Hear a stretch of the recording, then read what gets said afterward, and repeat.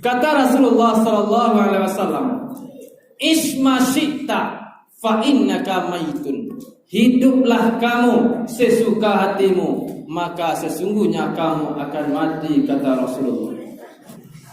Kalau ibu-ibu lagi fokus menangani pengajian malam ini, meninggal ibu beko masuk surga langsung. Kalau tidak berdosa. Tapi kata Rasulullah, bapak dan ibu, mengecek ya Rasulullah, hadis Rasulullah. Man kharaja minal baiti, siapa yang keluar dari rumahnya, talabal ilmi fahuwa fisabilillah. Siapa yang keluar dari rumahnya dengan niat untuk mencari ilmu, maka inyo fisabilillah. Itu kata Rasulullah.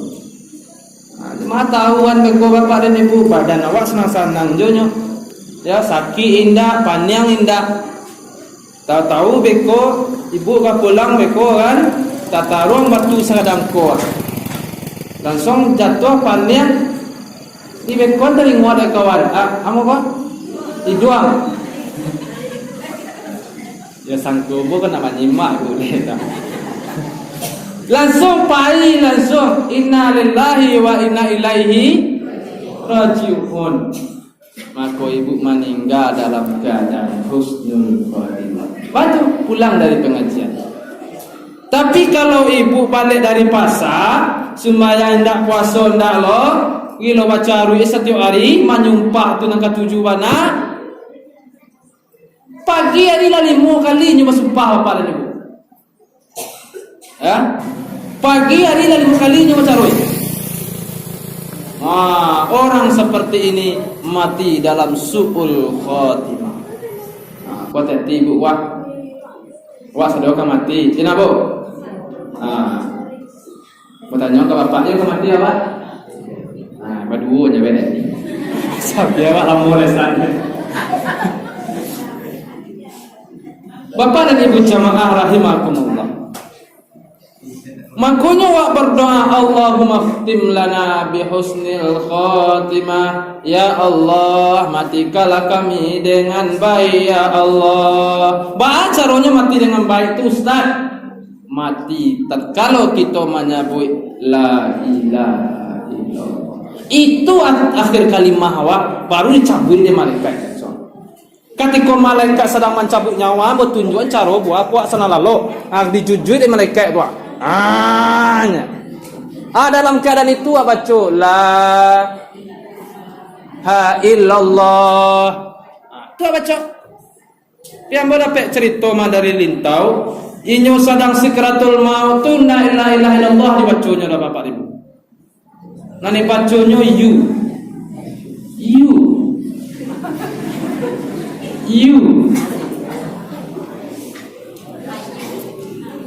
Ya. Selanjutnya yang mau terkapur.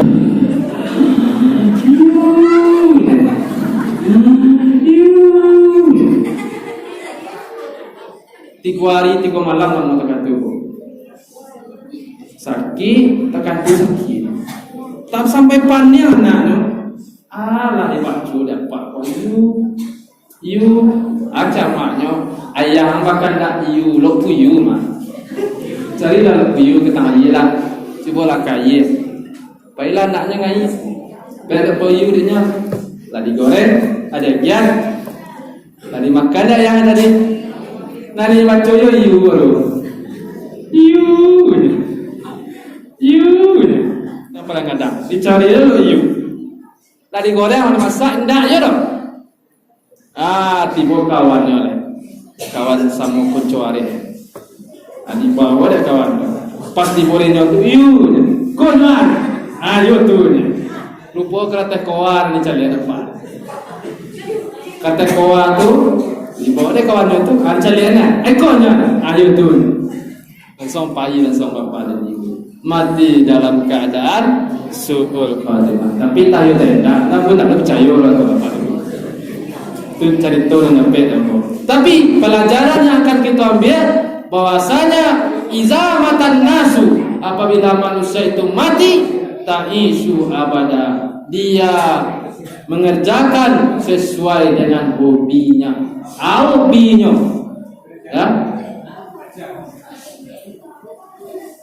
Apa? Ada.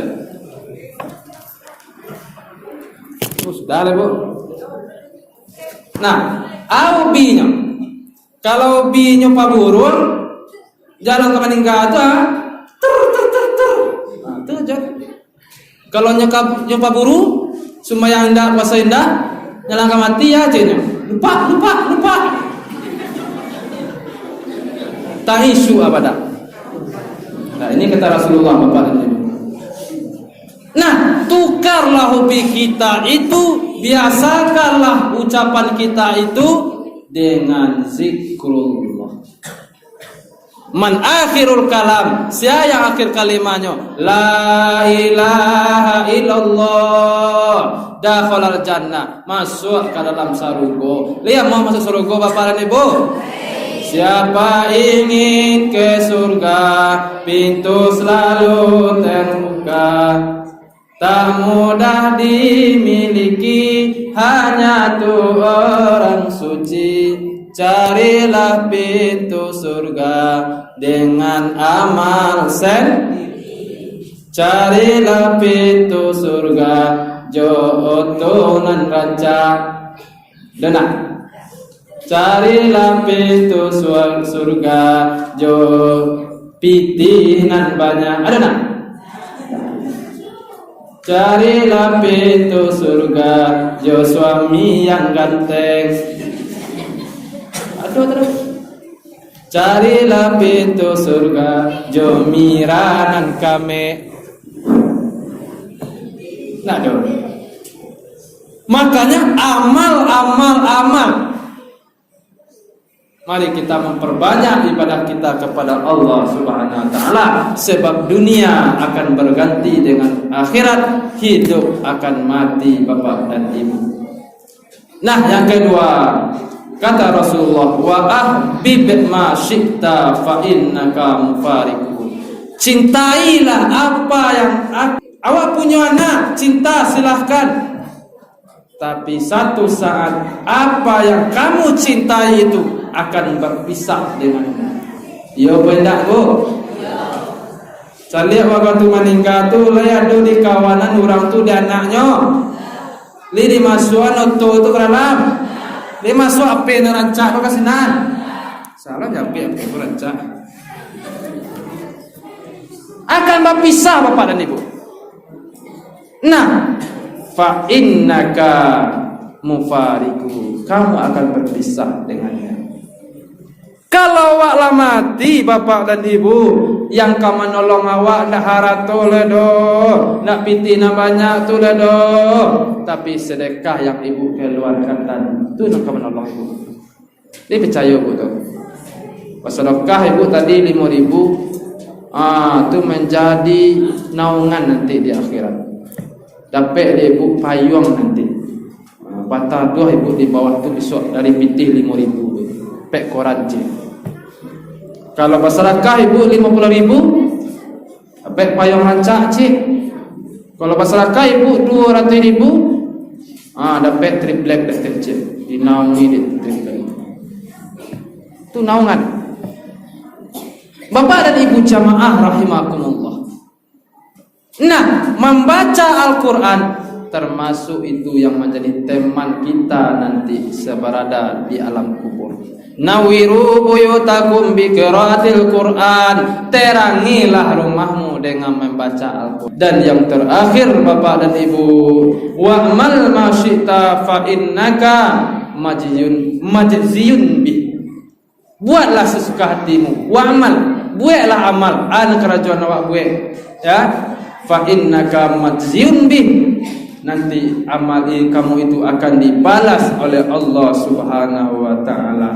Kalau Bapak dan Ibu rajin beribadah, itulah menjadi penolong nanti di akhirat Bapak dan Ibu. Rajin Ibu bersedekah, itulah penolong awak nanti, baik di alam kubur maupun di alam akhirat.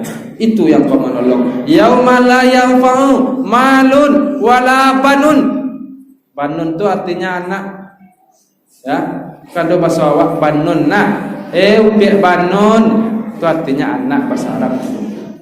Suatu hari nanti anak tidak akan dapat menolong kita, harta tidak dapat menolong.